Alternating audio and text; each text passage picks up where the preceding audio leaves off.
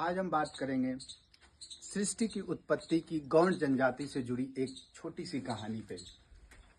बड़ा देव जो गौड़ जनजाति के देवता माने जाते हैं, वो पुरैन के पत्ते पे बैठे हुए उनके मन में विचार आता है कि पृथ्वी की उत्पत्ति की जाए, मिट्टी की उत्पत्ति की जाए। इस क्रम में जब वो ऊपर से नीचे की तरफ देखते हैं तो उन्हें चारों तरफ पानी ही पानी नजर आता है। तो फिर उनके मन में ये आता है कि फिर अब मिट्टी को खोजा कैसे जाए। तो ये अपने छाती के मैल से मैल को निकालकर एक कौवे का निर्माण करते हैं। जो कौवे को ये अपना प्रयोजन बताते हैं कि तुम्हें कहाँ जाना है, क्या करना है। तब ये कौवा उस मिट्टी की खोज में सृष्टि में घूमता रहता है।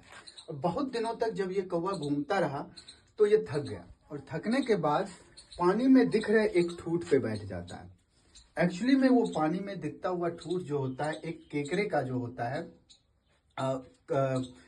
केकरे का एक बड़ी पार्ट होता है जो पानी के ऊपर निकला होता है, और ये कौवा उस पर बैठ जाता है। केकरा आवाज लगाता है कि कौन हो, क्यों आए हो, क्या कर रहे हो। ये आवाज सुनकर कौवा डर जाता है, लेकिन उन्हें फिर याद आता है अपने बड़े देव का प्रयोजन को, और फिर कौवा इस केकरे को अपना प्रयोजन बताता है कि मैं मिट्टी की खोज में आया हूं और मैं थक गया हूं, इसलिए मैं यहाँ पे बैठ गया हूं।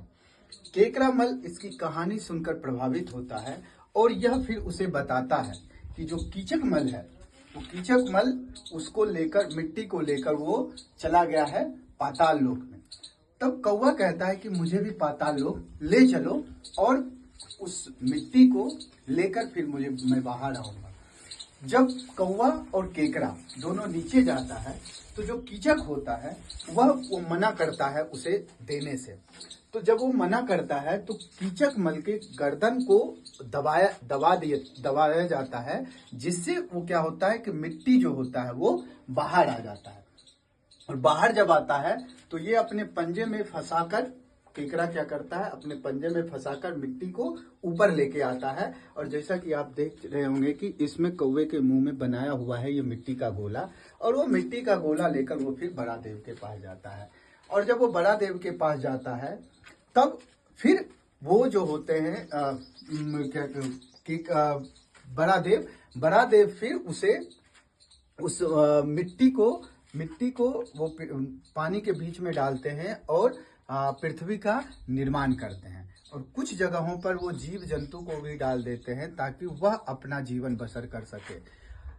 इस क्रम में जब वो मनुष्य को बनाते हैं तो मनुष्य ये सोचता है कि मैं काम क्या करूंगा, मैं क्या करूंगा। वो बड़ा देव से फिर सवाल करता है। इस क्रम में बड़ा देव क्या करते हैं कि अपने शरीर का 3 बाल, सिर के 3 बाल को धरती पर फेंक देते हैं, जिसमें सागवान और कस्सी के पेड़ में बदल दिए गए। और सागवान और कस्सी का पेड़ में बदल दिया गया, और देव ने मनुष्य को कुल्हाड़ी, कोटला और औजार दिए और कहा कि इन पेड़ों से कुछ बनाओ। और मनुष्य को कहा गया कि आप आर्टिस्टिक रूप में कुछ चीजों का निर्माण करो। मनुष्य काम में जुट गया, और जैसे वह लक की चोट करता है, फड़की चिड़िया उसकी नकल करती है। मनुष्य जो होता है, हम कहते हैं कि मनुष्य नकल करता है, लेकिन नहीं, जानवर भी जो होते हैं वो मनुष्य को देखकर नकल करता है।